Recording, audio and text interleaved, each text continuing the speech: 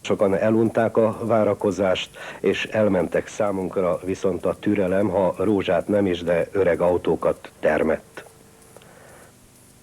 Öreg autó nem vénautó, bizonyították be a jármű veteránok, no és gazdái, akiknek egyetlen pöccentésre indultak a 40-50-60 éves autó és motormatizsálemek.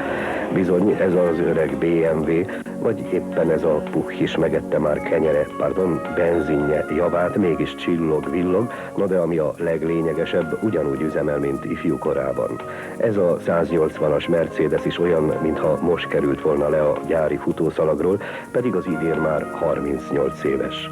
No és ki tudja, hány tonna árut fuvaroztak ezzel az ausztriai Theresienfeldből érkezett teherautóval, vagy ezzel a zöld monstrummal, melyet gazdája elefántnak becéz, mert bizony becézik, simogatják, fényesítik ezeket az öreg járműveket, s a jó bánásmódot pedig jutalmazták is Sopron főterén.